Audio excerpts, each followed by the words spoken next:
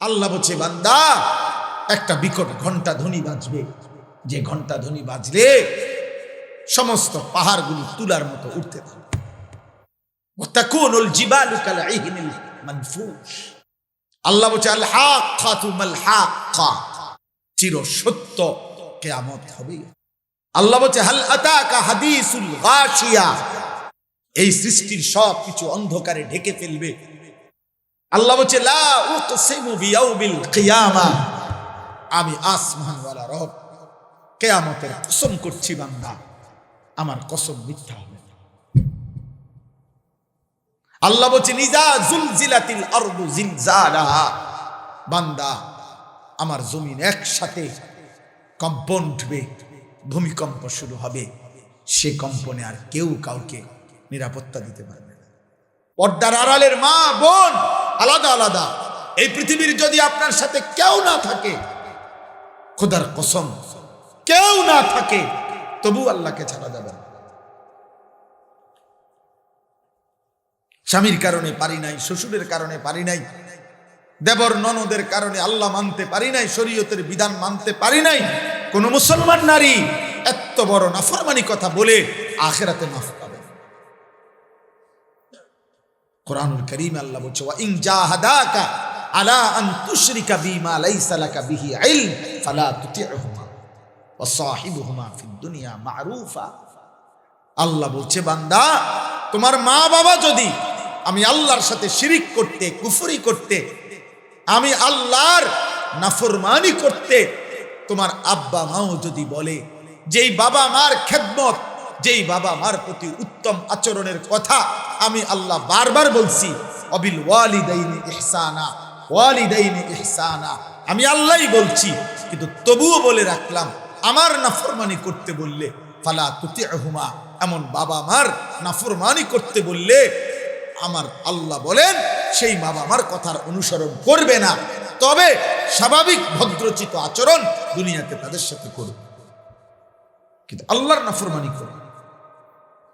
স্ত্রী দেখাইছে আসিয়া, একজন নারী, সে পৃথিবীতে কিয়ামত পর্যন্তের জন্য বলে গেছে, আমি সেই রমণী যার স্বামী ছিল এই পৃথিবীর সর্বনিকৃষ্ট কাফের, ফেরাউনের চাইতে নিকৃষ্ট দাজ্জাল, ফেরাউনের চাইতে বড় বেঈমান, আল্লাহ দ্রোহী, খোদা দাবিদার। কার স্বামী? আসিয়া। সেদিন হাসরের ময়দানে যে মহিলাগুলো স্বামীর কারণে আল্লাহ মানতে পারে নাই, যদি কেউ বলে, হযরতে আসিয়া তার সামনে গিয়ে দাঁড়ায় বলবে, তোর স্বামী কি ফেরাউন ছিল?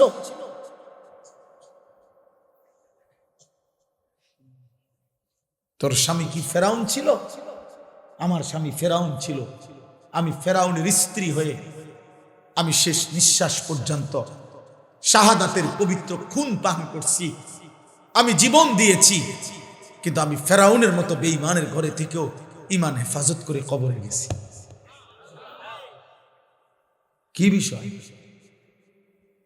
তোমার স্বামী ফেরাউন বলে? কোন স্বামী স্ত্রীর কারণে পারি নাই। হযরত নূহ আলাইহিস সালামের স্ত্রী 950 বছরের নবী নূহ, মৃত্যু পর্যন্ত নূহ আলাইহিস সালামের স্ত্রী বেঈমান ছিল।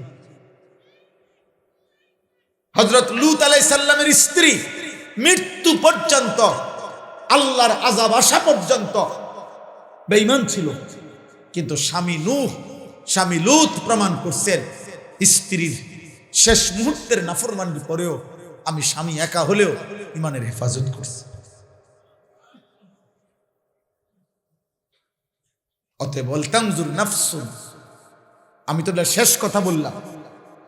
শেষ কথা হইল, যদি কেউ আল্লাহ মানতে গিয়ে, দিন মানতে গিয়ে, আল্লাহর হুকুম মানতে গিয়ে আমার ঘর পরিবার সংসার, আমার স্ত্রী সন্তান, আমার আশপাশ আপনজন কেউ যদি না থাকে, খোদার কসম আমাকে তবু আল্লাহকে মানতে হবে। এজন্য বন্ধু আমার, দোস্ত আমার, সাথী আমার, প্রিয় ভাই আমার, সব ছাড়া যায়, মালিক ছাড়া যায়। আজ আমরা সব ঠিক রাখছি, মালিক ছেড়ে দিছি, কিন্তু কথা ছিল তার উল্টোটা। সব ছেড়ে দেওয়া যায়, আল্লাহ ছাড়া যায়।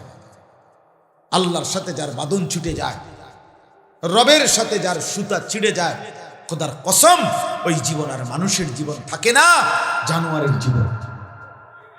এজন্য সমস্ত বেঈমানকে আল্লাহ জানোয়ার বলছে।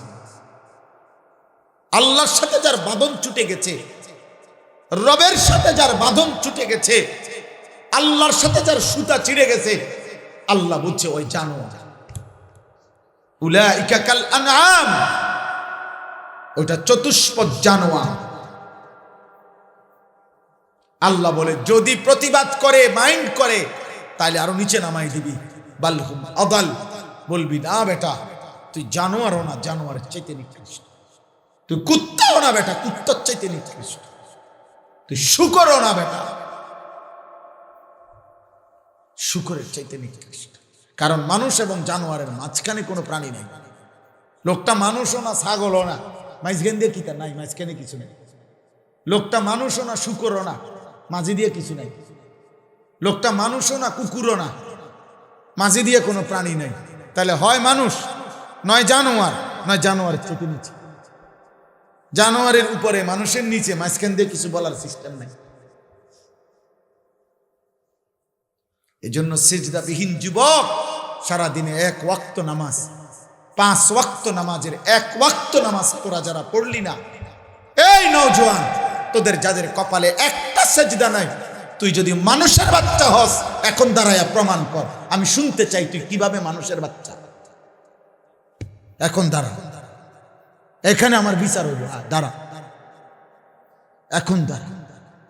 মুসলমানের বাচ্চা তো পরে বেটা, তুই মানুষের বাচ্চা কিনা এখানে প্রমাণ কর। দাঁড়া বেটা, তোরে মানুষের বাচ্চা বলতে হবে কেন? তোকে জানোয়ার বলবো না কেন? তুই প্রমাণ কর, প্রতিবাদ কর। এখন তোর হিম্মত থাকলে আয়। এমন মালিক ছাড়লি কেন? বলো আব্বা, বলো বাবা, নওজোয়ান বলো, 16 বছর বয়সে এত বড় গাদ্দার হয়ে গেল। আরে বাপরে বাপ, ইবলিস তো 16 বছর বয়সে গাদ্দার ছিল না। তো ইবলিস তো এত বড় ইবলিস না। ইবলিস কি আল্লাহর নাফরমানি করছে 16 বছর বয়সে? তো ওই তো 16 বছর বয়সে আল্লাহকে একটা সেজদা দেয়। ওর বয়স মাত্র 18। ওর চারিদিকে সব মুসলমান।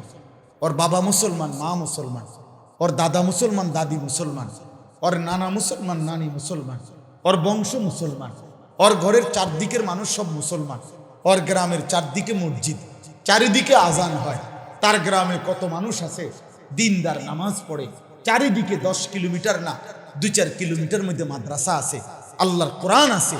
এত কিছুর মাঝখানে থাইকা এটা কত বড় নিকৃষ্ট ডাকাত, কত বড় গাদ্দার, কত বড় বেয়াদব বেটা।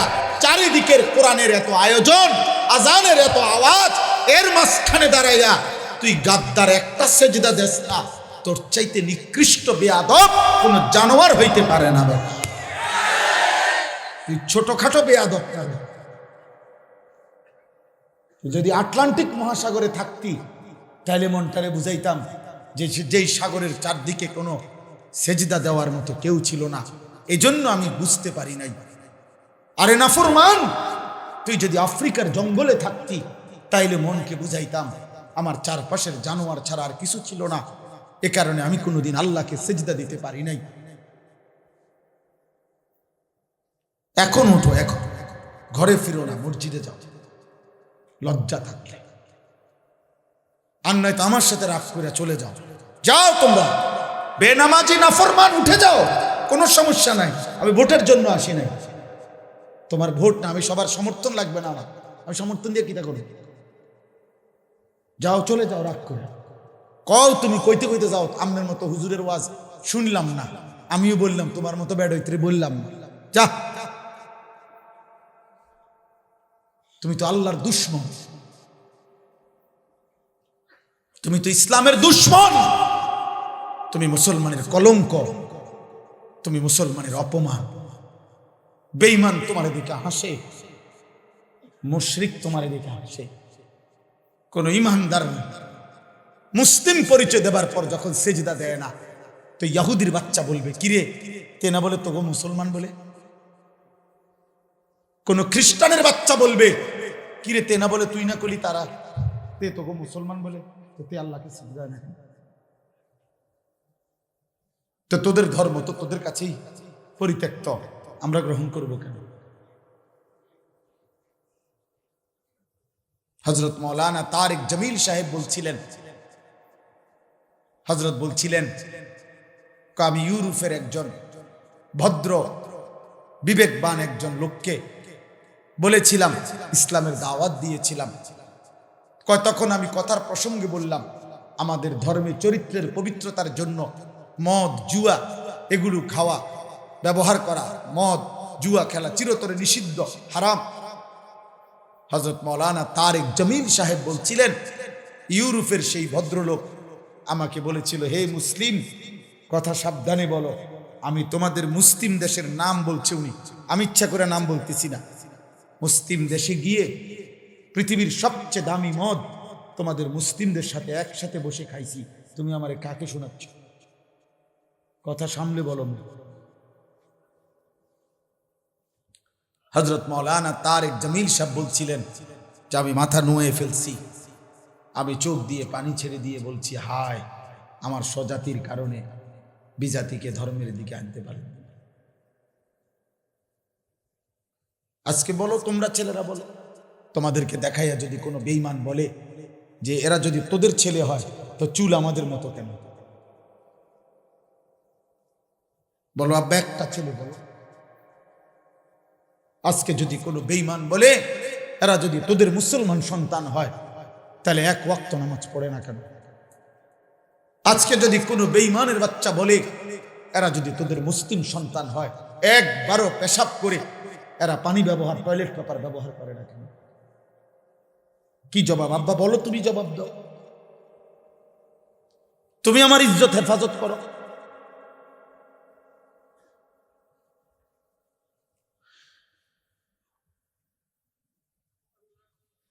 এই জন্য বাপ, এটা তো দুনিয়ার অপমান আছেই, আখেরাত এরপরে তো দুনিয়া মনে করেন ঠিক আছে, কুফর করে শিরিক করে নাফরমানি করে আল্লাহর অবাধ্যতা করে যাবতীয় পাপ, আমি দেরি করছি না, এই শেষ আর অল্প একটু,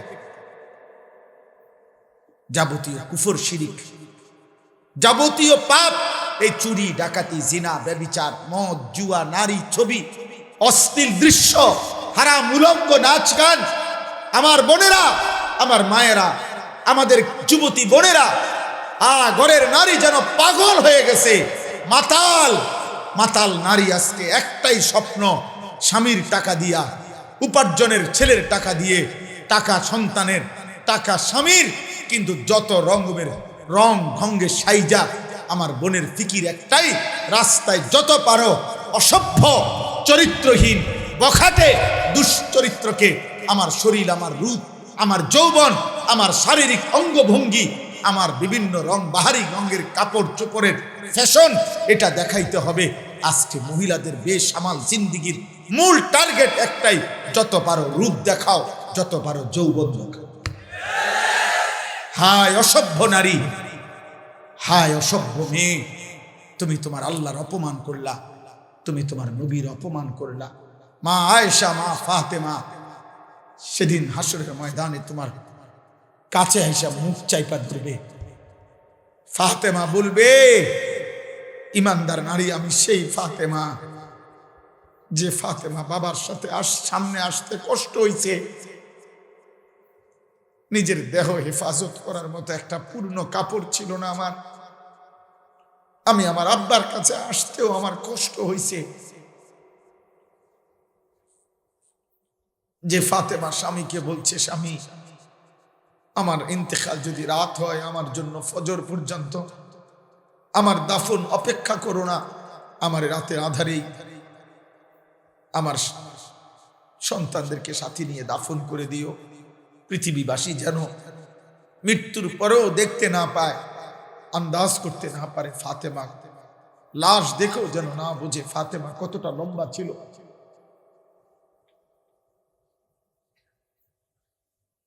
হ্যাঁ,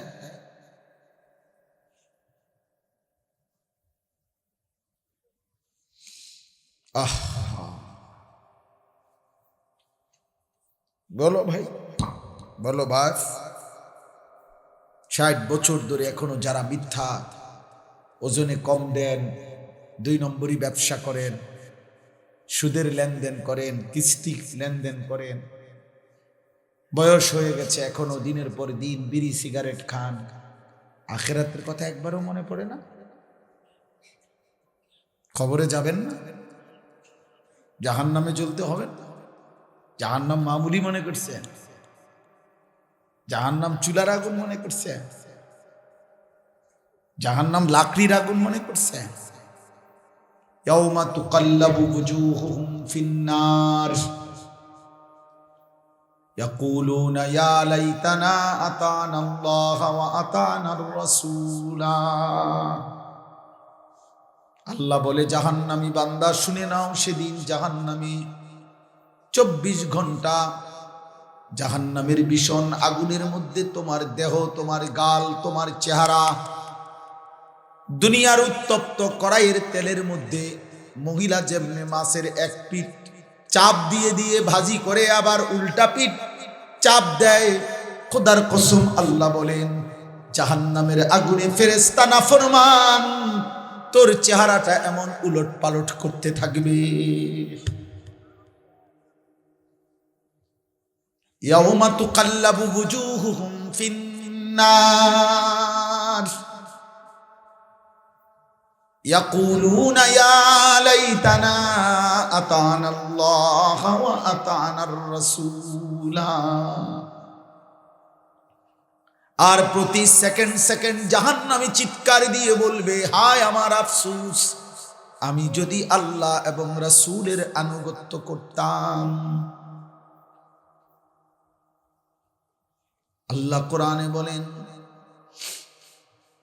ওয়ালাউ শি'না লাআতাইনা ওয়ালাউ তারা ইদিল মুজরিমুনা নাকিসু রুউসিহিম ইনদা রাব্বিহিম রব্বানা আবসারনা ওয়া সামি'না ফারজি'না না'মাল সালিহান ইন্না মুকিনুন।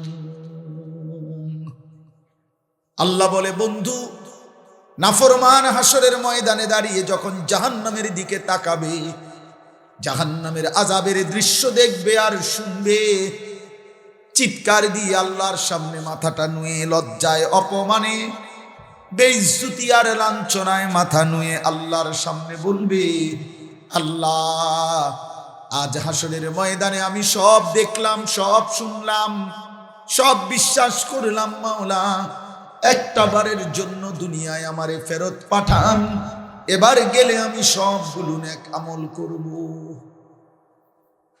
আল্লাহ বলবেন, না বান্দা, আমি চাইলে তো দুনিয়াতেও পারতাম। ওয়ালাউ শি'না লাআতাইনা কুল্লা নাফসিন হুদাহা। আল্লাহ বলেন, আমি চাইলে দুনিয়ায় থাকতেই প্রত্যেককে বাধ্য করে আমার আনুগত্য করাইতে পারতাম। পারতেন? বলে না পারতেন? আজকে সবাইকে আমাদের এখানে যারা বসলাম, আমাদের প্রত্যেককে সেজদা দেওয়াইতে আল্লাহর পক্ষে সম্ভব? পারবেন তিনি?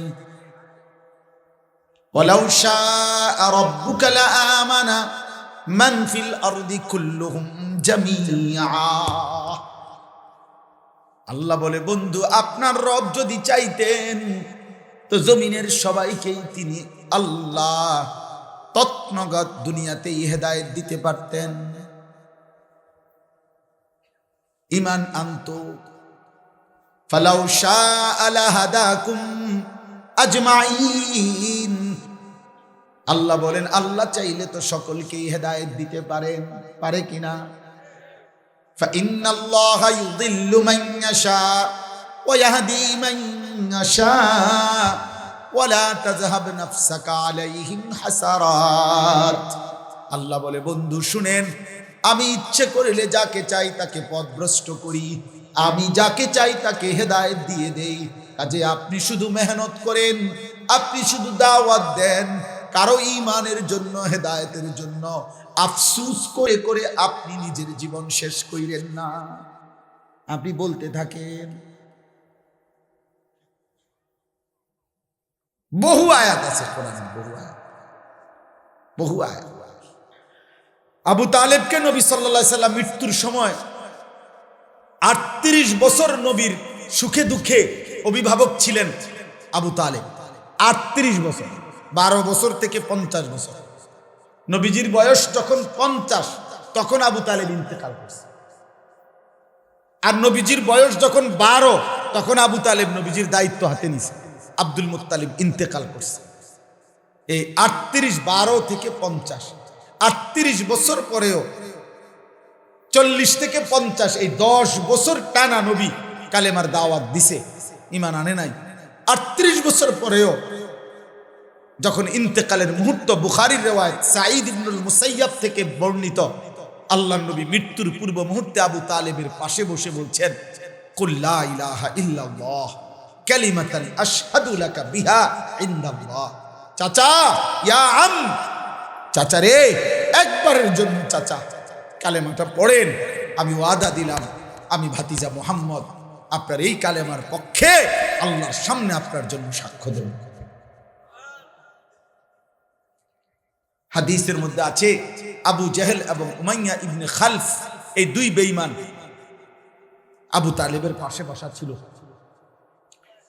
উমাইয়া ইবনে খালফ এই বেঈমান, সে বলতেছিল, আতারগাবু আন মিল্লাতে আব্দুল মুত্তালিব।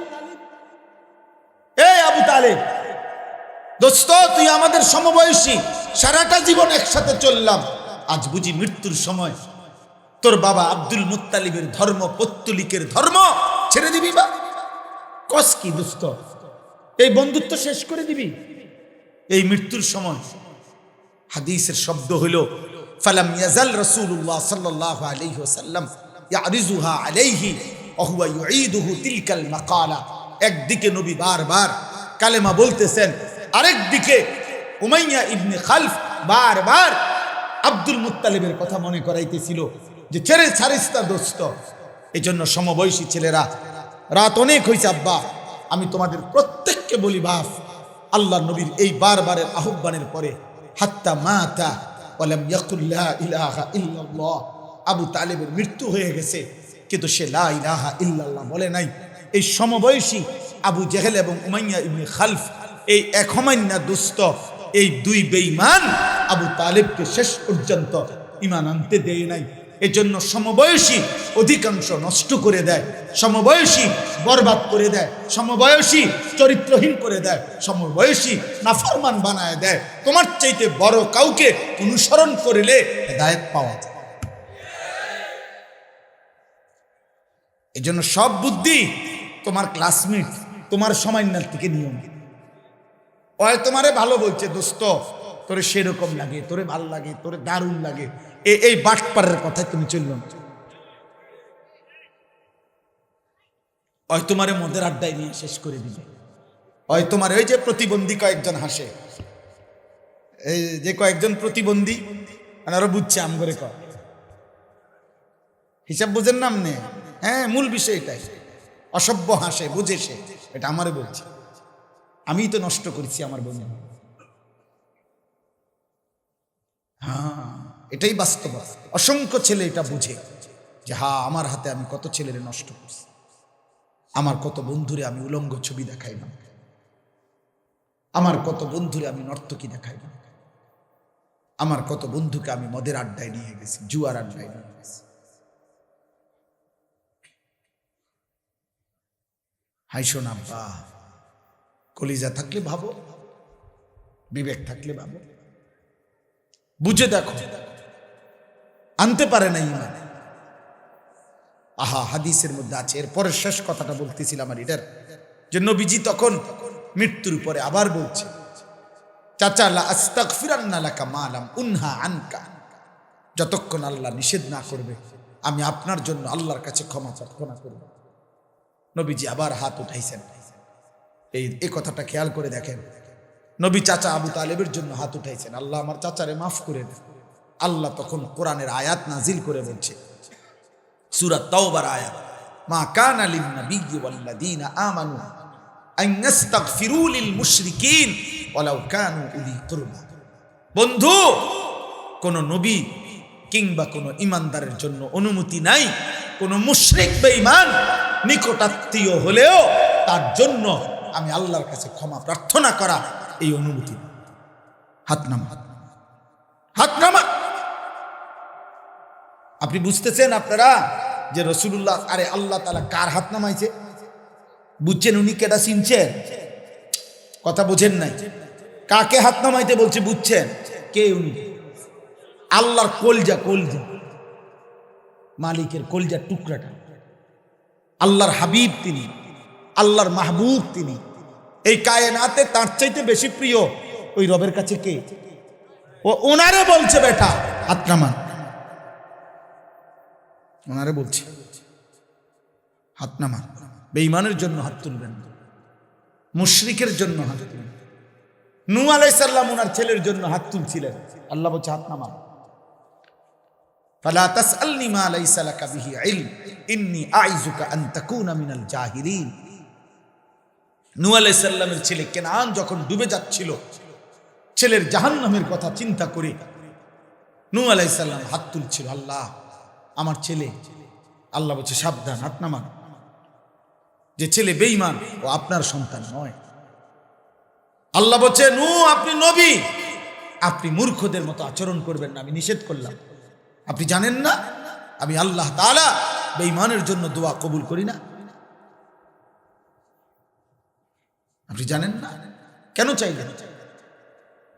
হাত নামান।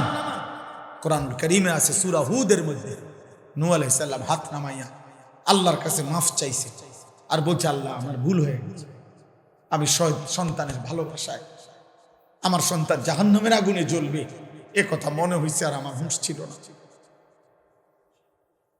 এই জন্য আমি হাত তুলে ফেলছি। মাওলা আমি ঠিক করি নাই।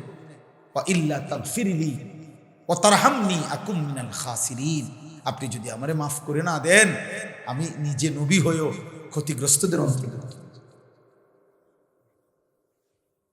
এজন্য একজন বাবার স্বপ্ন জীবনের, একজন স্বামীর জীবনের স্বপ্ন, একজন মানুষের যে আমার পরিবারস্থ মানুষগুলো জাহান্নাম থেকে বাঁচায়, এটা হলো মূল ফিকির। আব্বা আমনে বাড়িঘর দালান যেদুর পারছেন হইব, বাকিটা হয় করবো। আমনে মরার পরেও রাজমিস্ত্রি থাকবে, আমনে মরার পরেও কাঠ মিস্ত্রি থাকবে, আমনে মরার পরেও স্যানিটারি মিস্ত্রি থাকবে, আমনে মরার পরেও টাইলস মিস্ত্রি থাকবে। ওই বাকিটা আপনি ফুতের আমলে করবো। আপনি মরে যান, আপনি মরতে লইছেন মরে যান, কিন্তু আপনার কবর আপনি না সাজাইলে আব্বা কেউ সাজাই দেবে। আপনার বিল্ডিং, আপনার সংসারের বাকিটা আপনার ফুতে করবে। আমার আব্বা মরার পরে আমরা 5 ভাই বিল্ডিং করছি। আমার আব্বা আমগো 5 ভাইয়ের কারো বিল্ডিং আমার আব্বা দেখেন। আমার আব্বা মরার পরে আমরা 5 ভাই সোফা কিনছি, আমার আব্বা দেখছে না।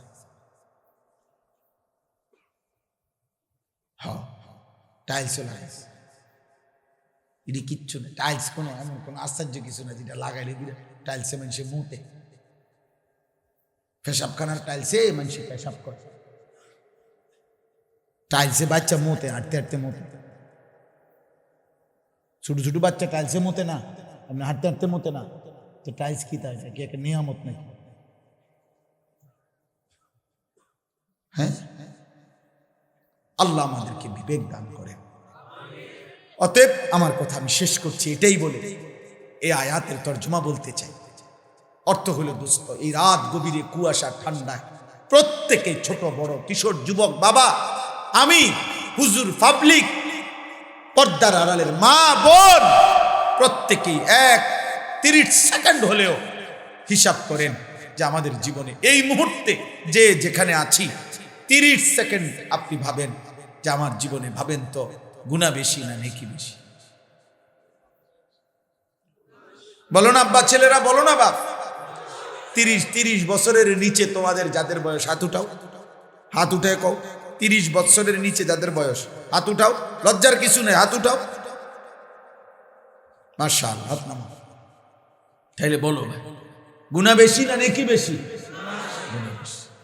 তো চোখ বন্ধ করে ভেবে আল্লাহ বলছে বান্দা গুনাহ বেশি, ঘাবড়ায় না, এখনো তো হায়াত আছে, সুযোগ আছে। এখনো আজরাইল আসে নাই বান্দা, সুযোগ আছে, এখনই মাফ চাও, এখনই মাফ চাও। নবীর কয়েকজন নবীজির কাছে আইসা বলছে, ইয়া রাসূলুল্লাহ, ঈমান তো আনতে চাই, কিন্তু গুনার পরিমাণ তো অনেক বেশি। তাফসীরে কুরতুবীতে লিখছে এই আয়াতের তাফসীরে, সূরা জুমার 24 নম্বর পারা 39 নম্বর সূরা, সূরা জুমারের 53 নম্বর আয়াত, এই আয়াতের তাফসীর আছে। নবীজির কাছে কিছু সাহাবী কিছু লোক এসে বলছে যে, হে মুহাম্মদ, কালেমা তো পড়তে চাই, কিন্তু তুমি কি জানো আমাদের গুনাহ কি পরিমাণ? বলছে, আমাদের গুনাহ শুধু মূর্তি পূজা না, আমরা জিনা করেছি কি পরিমাণ হিসাব নাই, আমরা মদ খাইছি কি পরিমাণ হিসাব নাই, আমরা চুরি করছি কি পরিমাণ হিসাব নাই, আমরা মানুষের খুন করছি কি পরিমাণ হিসাব নাই। তোমার আল্লাহকে বলো। আমাদের তো মনে হয় এই আয়াত নাজিল করে আল্লাহ জবাব দিছে, কুল, হে নবী আপনি বলেন, ইয়া ইবাদি, হে আমি আল্লাহর বান্দা, এদিকে আও বান্দা, এদিকে আসো, লা তাকনাতু মির রাহমাতিল্লাহ আল্লাযীনা আসরাফু আলা আনফুসিহিম, জীবনটা যারা গুনায় গুনায় পূর্ণ করে ফেলেছ, সীমা লঙ্ঘন করে ফেলেছ, অতিরঞ্জিত করে ফেলেছ, গুনার পাহাড় যারা জমাইছো, গুনার সাগর যারা বহায়া দিছো, আল্লাহ বলেন, লা তাকনাতু মির রাহমাতিল্লাহ, তোমরা আমার রহমত থেকে নিরাশ হইও না। আমি আল্লাহ ওয়াদা দিলাম, ইন্নাল্লাহা ইয়াগফিরুয যুনুবা জামিআ, কুফর, শিরক, নিফাক, কবিরা, সমস্ত গুনাহ আমি আল্লাহ, আমার দিকে ফিরে আসো, কালেমা গ্রহণ করো, তওবা করো, আনুগত্য করো, আমি ওয়াদা দিলাম সব মাফ করব। কুল ইয়া ইবাদিয়াল্লাযীনা আসরাফু আলা আনফুসিহিম লা তাকনাতু মির রাহমাতিল্লাহ। রাত গভীরে এক ফোঁটা চোখের পানি ফেলো বান্দা, পেছনের গুনাহ স্মরণ করে ছেড়ে দাও, আর করবে না, ওয়াদা দাও, লজ্জিত আর অনুতপ্ত হয়ে মাফ চাও। আল্লাহ বলে, যদি দিল থেকে এই তিনটা জিনিস করতে পারো, যদি বলো গুনাহ ছেড়ে দিলাম মাওলা, যদি বলতে পারো আর করব না, ওয়াদা দিলাম আল্লাহ, আমি লজ্জিত মাওলা, মাফ চাইলাম, আল্লাহ বলেন, আমি ওয়াদা দিলাম আমি সব গুনাহ একসাথেই মাফ করে দেব। ইন্নাহু হুয়াল গফুরুর রহিম। আল্লাহ বলে, কেন মাফ করব না বান্দা? সবচাইতে বড় ক্ষমাশীল তো আমি আল্লাহ, রাহিম, আমি দয়াশীবান, আমি তো গফুর, আমি তো রাহিম, আমি মাফও করব, দয়াও করব। আমি শুধু মাফ করে ছেড়ে দেব না। দুনিয়ার মানুষ মাফ চাইলে বলে, আচ্ছা মাফ করে দিলাম, যাও, আর করবা না। আল্লাহ বলেন, আমি যাকে মাফ করি তাকে আমি ছেড়ে দেই না। আমি মাফ করলে বলি যে যাও, না না। আল্লাহ বলেন রাহিম, মাফ করলে দয়াও করি, দয়া করে মাফ করে জান্নাতও দিয়ে দেই। ইন্নাহু হুয়াল গফুরুর রহিম। ওয়া আনিবু ইলা রাব্বিকুম ওয়া আসলিমু লাহ। আল্লাহ বলে, কি করতে হবে? তাহলে তোমাকে দুইটা কাজ করতে হবে। এক নম্বরে আনিবু, আই ইরজিউ, আই তুবু, ফিরে আসো আমি আল্লাহর দিকে, তওবা করো আমি আল্লাহর দিকে। তওবা মানে তিন জিনিস, এক, গুনাহ ছেড়ে দাও, আর করবে না, ওয়াদা দাও, লজ্জিত আর অনুতপ্ত হয়ে মাফ চাও। আল্লাহ বলেন এটা করতে হবে। শিরিক করতা ছেড়ে দাও, কুফর করতা ছেড়ে যাও, বিদআত করতা ছেড়ে দাও, নেফাকি করতা ছেড়ে দাও, কবিরা গুনাহ করতা ছেড়ে দাও, একটা একটা পাপ গুনাহ করতা ছেড়ে দাও, আর করবা না, ওয়াদা দাও, লজ্জিত হয়ে মাফ চাও। আর কি করতে হবে? আসলিমু লাহু, নতুন করে এখন থেকে আমি আল্লাহর যাবতীয় আদেশ নিষেধের আনুগত্য করো। আল্লাহ বলেন এই দুইটা তুমি বুঝিয়ে দাও, আমি আল্লাহ আমার মাগফিরাত তোমার হাতে তুলে দেব। এই জন্য দোস্ত, তওবা মানে, ইস্তেগফার মানে, মাফ চাওয়া মানে শুধু কেবল মুখে বললাম মাফ চাই না রে আব্বা, আল্লাহর কাছে বুঝাই দিতে হবে, দুনিয়ার হুজুরের কাছে বললে হবে না। আল্লাহ বলেন তিন জিনিস একসাথে হলে মাফ হয়। গুনাহ ছেড়ে দিলাম, আর করব না, ওয়াদা দিলাম, লজ্জিত হয়ে মাফ চাইলাম, আল্লাহ বলেন আমিও মাফ করে দিই। তা আমি দিল চাইবো, দিল থেকে বুঝে নেব। এই জন্য আল্লাহ বলেন মিন কাবলি আন ইয়াতিয়াকুমুল আযাবু সুম্মা লা তুনসারুন। আল্লাহ বলেন এই দুই কাজ, এক নম্বরে তওবা, দুই নম্বরে আমার হুকুমের আনুগত্য। এক নম্বরে তওবা, ইনাবাত, রুজু, তওবা। দুই নম্বরে আমি আল্লাহর কথার আত্মসমর্পণ করো। ওই সময়ে, যেই সময় মৃত্যু না আসে, মৃত্যু আসার আগে আগে, মৃত্যু এসে গেলে সুম্মা লা তুনসারুন, আর কিন্তু সাহায্য করা হবে না। ওয়াত্তাবিউ আহসানা মা উনজিলা ইলাইকুম মির রাব্বিকুম মিন ক্বাবলি আন ইয়াতিয়াকুমুল আযাবু বাগতাতাও ওয়া আনতুম লা তাশউরুন। আবারও বলছে আল্লাহ, বান্দা আবারও বলছি, আমি আল্লাহ সবচেয়ে সুন্দর সর্বশ্রেষ্ঠ যেই কিতাব তোমাদের জন্য নাজিল করেছি, এই কোরআন, তোমরা তার অনুসরণ করো। আযাব আসার আগে, মানে মৃত্যু আসার আগে, বাগতাতান, হঠাৎ, ওয়া আনতুম লা তাশউরুন, যা তুমি বুঝতেও পারবে না। কখন যেন হঠাৎ মৃত্যু এসে যাবে, সেদিন তুমি আর তওবাও করতে পারবা না, আনুগত্য করতে পারবা না, সেজদাও দিতে পারবা না। আর অনন্তকাল সেই কবর থেকে নিয়ে আফসুসে করবা, আফসুস করবা, কিন্তু কোনো আফসুসে আর দুনিয়ায় ফিরতেও পারবে না। আমি আল্লাহর সেজদাও দিতে পারবো। আল্লাহ আমাকে, আপনাকে, আমাদের সবাইকে তৌফিক দান করেন। বলেন আমিন, বলেন আমিন। আর 2 মিনিট ঘড়ি ধরা কথা। 1 নম্বর কথা হলো, আমি আপনাদের সবার কাছে, এই কিশোর যুবক ছেলেরা, বাবা যারা আছেন, তাদের কাছে দোয়া চাই। আপনারা, আমার একটা ফিকির, এই এখন যাদের বয়স 14 বছর, 16 বছর, 18 বছর, 20 বছর, 25 বছর, এরা এই সময়টা, আমাদের একটা ধারণা, বুজুর্গদের, অনেক ওলামা আউলিয়াদের ধারণা, যে ইনশাআল্লাহ এই বয়সী বর্তমান প্রজন্ম, এরা যদি ঠিকমতো ঈমান আমল হেফাজত করে, এরা যদি ফজর সহ 5 ওয়াক্ত নামাজ পড়ে, চরিত্রের হেফাজত করে, ইনশাআল্লাহ, ইনশাআল্লাহ আল্লাহর প্রিয় বান্দাদের অত্যন্ত ধারণা যে ইনশাআল্লাহ এই প্রজন্মের সামনেই, এই প্রজন্মের হাতেই ইমাম মাহদী আসবে, এবং আগামী দিনে এরাই মাহদীর সৈনিক হবে, দাজ্জালের বিরুদ্ধে লড়বে। এই প্রজন্মের হাতে ইনশাআল্লাহ আগামীর কালেমার পতাকা বিশ্বময় উড়বে ইনশাআল্লাহ। এই জন্য আমরা এই আশায়, বর্তমান এই জেনারেশন, এই কিশোর যুবক এখন যারা 30 বছরের নিচে, আমার একটা ব্যক্তিগত স্বপ্ন আপনাদের কাছে 1 মিনিটের জন্য বলতেছি, আমার একটা দিলের তামান্না, আল্লাহ যদি আমাকে হায়াতে যে কতক্ষণ বাঁচায়, আমার একটা আশা, সারা বাংলাদেশের স্কুল, কলেজ, ইউনিভার্সিটি পড়ে যত কিশোর, যত যুবক 30 বছরের নিচে, বিশেষ করে পড়ুক বা না পড়ুক, তাদের জন্য আমি আমার যেই মাদ্রাসা কুমিল্লা ক্যান্টনমেন্ট ময়নামতি, ওইখানে আমি 118 শতক জায়গা একসাথে কিনছি, একটা বড় জায়গা, প্রায় মাটি ভরাট সহ 3 কোটি টাকার জায়গা। তো আমার একটা আশা যে আমি আমাদের এইবারের 25 সালে ছোট্ট রোমে আমরা ব্যবস্থা করছি, আগামী দিনে এটাকে বড় একটা মাদ্রাসা করতে চাই।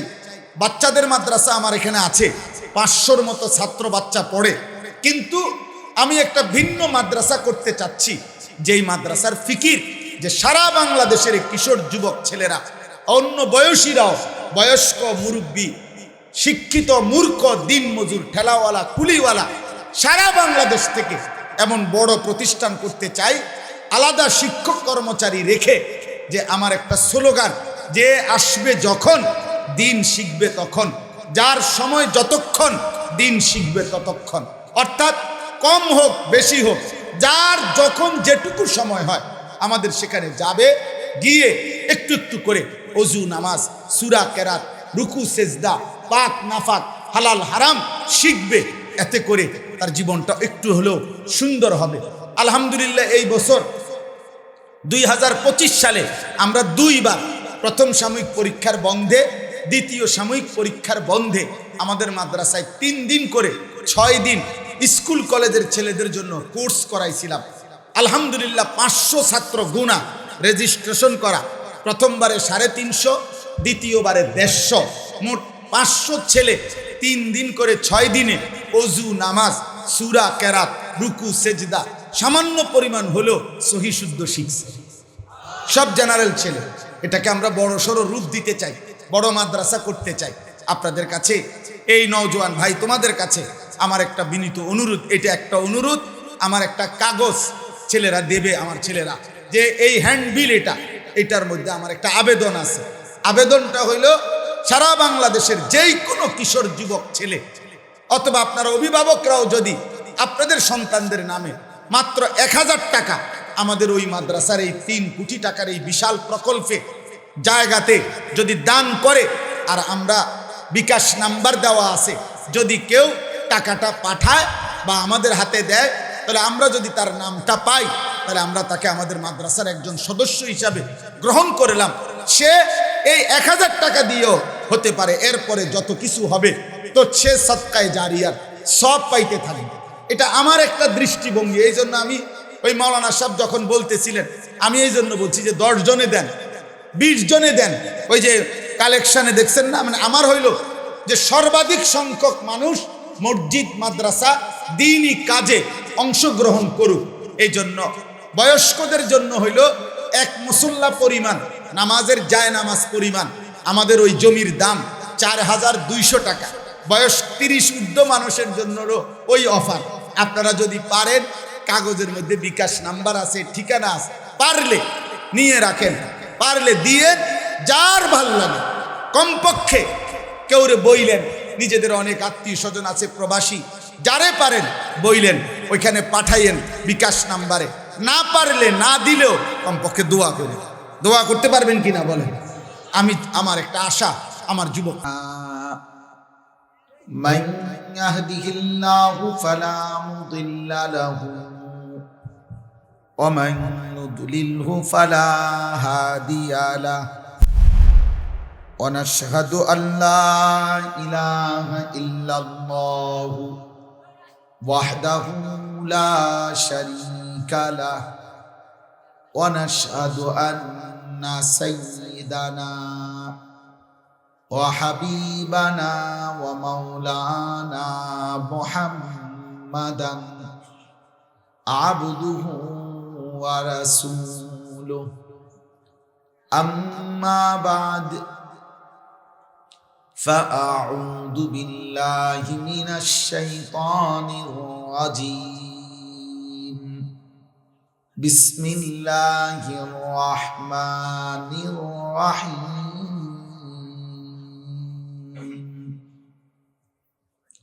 قل يا عبادي الذين أسرفوا على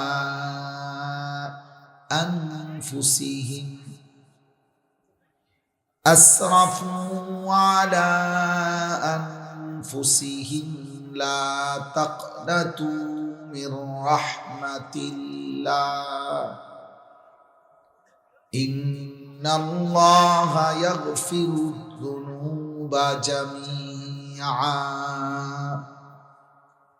إنه هو الغفور الرحيم. وأنيبوا إلى ربكم وأسلموا له من قبل أن يأتيكم العذاب ثم لا تنصرون.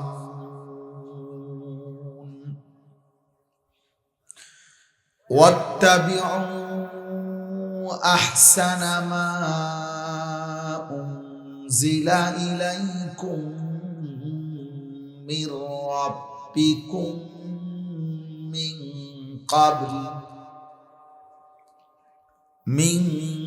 قبل أن يأتيكم العذاب بغتة وأنتم لا تشعرون.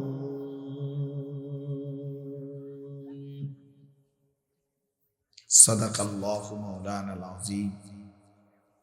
وقال نبينا صلى الله عليه وسلم اتق المحارم تكن أعبد الناس আল্লাহুম্মা সাল্লি আলা মুহাম্মাদিন ওয়া আলা আলি মুহাম্মাদ কামা সাল্লাইতা আলা ইব্রাহিম ওয়া আলা আলি ইব্রাহিম ইন্নাকা হামিদুম মাজিদ।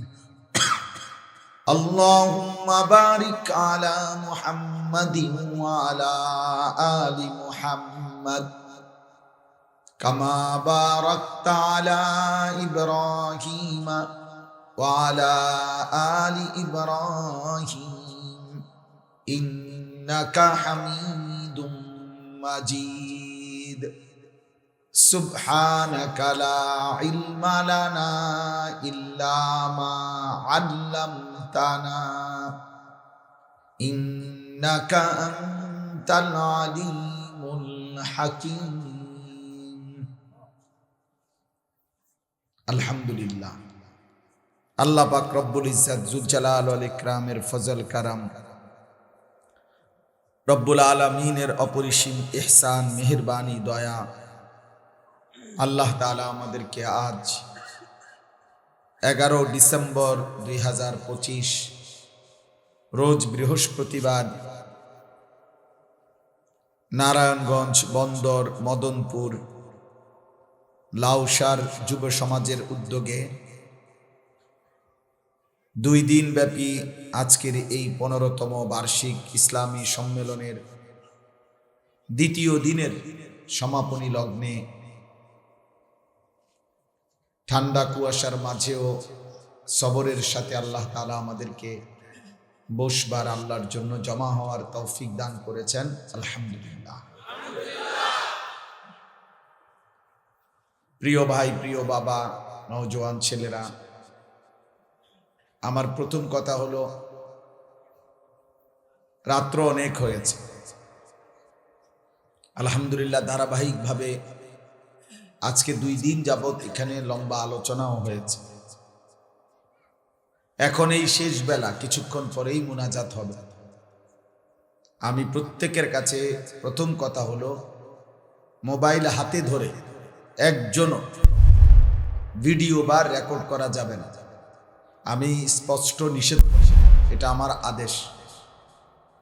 এজন্য দয়া করে ভাই, যদি কারো মানতে অসুবিধা হয় তুমি চলে গেলে ভালো, নয়তো আমি এরপরে যাকে হাতে মোবাইল ধরে ভিডিও বা রেকর্ড করছে দেখব, তারা ধমক দেব, চেষ্টা করব বাইর করে দিতে। আমি একলা যদি না পারি ধমকায়া, তাইলে স্বেচ্ছাসেবক দিয়া বাইর করে দেব, কিন্তু চলে যাইতে হবে। এই জন্য দয়া করে শতভাগ মনোযোগ দিতে হবে। আল্লাহর কথার প্রতি মনোযোগ, এটা আল্লাহর আদেশ। ফাসতামিউ লাহু ওয়া আনসিতু। আল্লাহ বলেন, আমার কোরআন যখন পড়া হয় তোমরা মনোযোগ দিয়ে শোনো এবং চুপ থাকো। লাআল্লাকুম তুরহামুন, অবশ্যই তোমাদের উপরে এতে রহমত বর্ষিত হবে। প্রিয় ভাই, দেখেন, বক্তার পর বক্তা আসলো, গেল, নামলো, একজনের পর একজন বক্তা বদলাইল। এটা মূল বিষয় না। মূল বিষয় হলো জিন্দিগির পরিবর্তন, জীবনের পরিবর্তন, আল্লাহর পথ পাওয়া, আখিরাতের পথ পাওয়া, জান্নাতের অনুভূতি জাগা, জাহান্নামের ভয় তৈরি হওয়া। প্রতিটা ওয়াজ মাহফিলের মূল মাকসাদ এই দুটো, আত-তারগীব ও তারহীব। জান্নাতের আশা তৈরি হওয়া, জাহান্নামের ভয় তৈরি হওয়া, কলিজার মধ্যে অনুভূতি জাগা। হৃদয়ে যদি সামান্যতম অনুভূতি না আসে, বিবেকের যদি কোনো নড়াচড়া না হয়, এতটুকু যদি মনে না পড়ে যে আমি কি করছি, আমি এখন যেখানে আছি, যেখানে যে অবস্থানে, এখান থেকে যদি আখেরাত হয়, আল্লাহর সামনে মোলাকাত হয়, আমি পারবো তো হিসাব দিতে? দোস্ত, বিষয়টা তো এইটা। মূলত তো আমরা একে অপরের কাছে হিসাব দেব না, ইমাম সাহেবের কাছে না, আল্লাহর কাছে।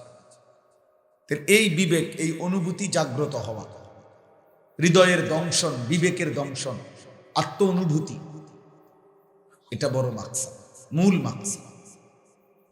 এই যে টাকা উঠে গেল, এটা সহজ বিষয়, আয়োজন হয়েই যাবে, বক্তাও মিলবে, সবই মিলবে, কিন্তু আখেরাত কি হলো? জীবনের ফিকির কি হল, এটা দেখার বিষয়, এটা দেখার বিষয়। এই জন্য মনোযোগ ভীষণ জরুরি। আন্তরিকতা নিয়ে আল্লাহর কথা শুনলে দিল নড়ে, হৃদয় জাগে, অনুভূতি হয়। মূলত হেদায়েত, পরিবর্তন, অন্তরের পরিশুদ্ধতা, গুনাহ থেকে বাঁচার হিম্মত, আল্লাহর কসম, মূলত এটা একান্তই আল্লাহর দেওয়া তৌফিক। এটা শুধুই আল্লাহর ফয়সালা। পৃথিবীর সর্বশ্রেষ্ঠ বক্তার হাতেও হেদায়েত নাই, হেদায়েত আল্লাহর হাতে। কায়নাতের সর্বশ্রেষ্ঠ রাসূলের হাতেও হেদায়েত নাই, হেদায়েত আল্লাহর হাতে, আল্লাহর হাতে। পরিবর্তন আল্লাহর হাতে। এই জন্য আমি সবাইকে বলছি, এই যারা দাঁড়িয়ে আছেন আপনারাও বসেন, যতক্ষণ শুনেন বসে শুনেন। যে যখন চলে যাবে কোনো আপত্তি, একেবারে সামনের ব্যক্তি উপরে নিচে আমি অনুমতি দিলাম। আল্লাহর কথা কম শুনলেও নেকি, বেশি শুনলেও নেকি, কোনো অসুবিধা নেই। কিন্তু খামখেয়ালি ঠিক না। এই বুট খাইলাম, বাদাম খাইলাম, মোবাইল টিপলাম, সুর যদি ভাল লাগে শুনমু, টান দিলে ভাল লাগবে শুনমু, চিৎকার দিলে আসি, হুঙ্কার দিলে শুনমু না রে ভাই। আসলেই বাস্তবতা এটা, এটা মাকসাদ না। আল্লাহ তাআলা কোরআনুল কারীমের মধ্যে বলছে লাআল্লাকুম তাযাক্কারুন, আমি আয়াতগুলো নাজিল করেছি যেন তোমরা উপদেশ গ্রহণ করো। ইয়াইযুকুম লাআল্লাকুম তাযাক্কারুন, আমি আল্লাহ ওয়াজ করছি যেন তোমরা উপদেশ গ্রহণ করো। আল্লাহ বলছে লাআল্লাকুম তাতাফাক্কারুন, যেন তোমরা ফিকির করো। লাআল্লাহুম ইয়াতাফাক্কারুন, আমার বান্দারা যেন ফিকির করে, ভাবে। লাআল্লাহুম ইয়াত্তাকুন, আল্লাহ বলে তারা যেন আমি আল্লাহকে ভয় করতে পারে। লাআল্লাকুম তাত্তাকুন, যেন তোমরা মুত্তাকি হতে পারো। আল্লাহ বলছে লাকাদ কানা ফি কাসাসিহিম ইবরাতুন লিউলিল আলবাব, আল্লাহ বলছে পূর্ববর্তী বিভিন্ন জাতির ঘটনা আমি আল্লাহ কোরআনে তোমাদেরকে শুনাইলাম যেন বিবেকবান বুদ্ধিমান উপদেশ গ্রহণ করতে পারে, ইবরত হাসিল করতে পারে। ফাতাবিরু ইয়া উলিল আবসার, আল্লাহ বলেন হে চোখওয়ালারা ভাবো। ফাতাবিরু ইয়া উলিল আলবাব, হে বুদ্ধি বিবেকওয়ালারা ভাবো, কিছু তো ভাবো। আজকে যেখানে আছো, যে যে অবস্থায় জীবনটা যেভাবে চালাচ্ছ, এই অবস্থায় আখিরাতে দাঁড়াইলে আল্লাহর সামনে হিসাব দিতে পারবা তো? আল্লাহ বলেন এটা ভাবো। আল্লাহ তাআলা বলছেন কসম বান্দা, ফাওয়ারাব্বিকা লানাসআলান্নাহুম আজমাইন, আল্লাহ বলছে বান্দা তোমার রবের কসম, আমি আল্লাহ কিন্তু সকলকেই শতভাগ জিজ্ঞেস করব। ওয়াকিফুহুম ইন্নাহুম মাসউলুন, আল্লাহ তাআলা কিয়ামতের দিন ফেরেশতাদেরকে বলবেন, ফেরেশতা আমার একজন একজন বান্দাকে আমার সামনে এনে দাঁড় করাও, আমি আল্লাহ একজন একজন জিজ্ঞেস করব। আমার 60 বছর আমাকে হিসাব দাও বান্দা, আমার 40 বছর আমাকে হিসাব দাও, আমার একটা একটা খাবারের লোকমার হিসাব আমারে দাও, আমার প্রতি নিঃশ্বাসের হিসাব বান্দা আমারটা দাও, আমি যা দিয়েছি তা আমারে বুঝায় দাও, তোমার থাকলে তুমি রাখো, তোমারটার হিসাব ঠিক আছে তুমি দিও না, কিন্তু আমি যা দিয়েছি তার হিসাব। এখন আল্লাহ তাআলা দেয় নাই আমাদের নিজের, আল্লাহর না, এটা কি এমন কিছু আছে কারো জানা মতো? চারিদিকের যত আয়োজন, আমার মাঝে যত আয়োজন, জীবনের যত আনন্দ, যত উপকরণ, যত সুখ, যত আনন্দ, যত প্রাপ্তি, যত চাওয়া পাওয়া পূর্ণ হলো, সবই তো আল্লাহর দান, সবই তো আল্লাহর দান। কি পরিমাণ হিসাব দিতে হবে। লা তাজুলু কাদামা ইবনে আদম মিন ইনদি রাব্বিহি ইয়াউমাল কিয়ামা হাত্তা ইউসআলা আন খামস, নবী সাল্লাল্লাহু আলাইহি ওয়াসাল্লাম বলেন কোন মানব সন্তান আল্লাহ তাআলার সামনে কিয়ামতের দিন 5টি প্রশ্নের উত্তর না দিয়ে এক কদম আগে বাড়তে পারবে। আন উমরিহি ফীমা আফনাহু, 1 নম্বর আল্লাহ প্রশ্ন করবেন বান্দা আমার দেওয়া হায়াত, যাকে আমি যত বছর দিয়েছি কোথায় শেষ করেছ বলো। ওয়ান শাবাবিহি ফীমা আবলাহু, আমার দেওয়া যৌবন কিভাবে ব্যয় করেছ তা বল। এজন্য কিশোর যুবক ছেলে 30 বছর, 40 বছর, 14 বছর, 18 বছর, 20 বছর, 25 বছরের নওজোয়ান প্রিয় সন্তান, তুমি মনে রাখো আব্বা, প্রত্যেকটা মানুষের হায়াতের জীবনের হিসাব দুইবার। আমাদের যৌবন কালের শুধু হিসাবটা আমাদেরকে দিতে হবে আল্লাহর সামনে দুইবার। একবার পুরা হায়াতের হিসাব যখন দেব তখনও যৌবনের হিসাব দিতে হবে। আবার শুধু যৌবনের কথা যখন আল্লাহ বলবেন আবার বলো, আবার হিসাব দিতে হবে। দুইবার বলতে হবে। একবার বলতে হবে পুরা 60 বছর বলো, পুরা 40 বছর বলো বান্দা। আরেকবার আল্লাহ বলবেন কমপক্ষে 15 থেকে 40, এই 25 বছরকে মানুষের মূল যৌবন বলা হয়। এই 25 বছরের হিসাব আবার বল আমার বান্দা, আবার বল। 25 বছরের রাতগুলো, দিনগুলো, সকাল একাকিত্বগুলো আমাকে বুঝায় দাও, আমাকে বুঝায় দাও।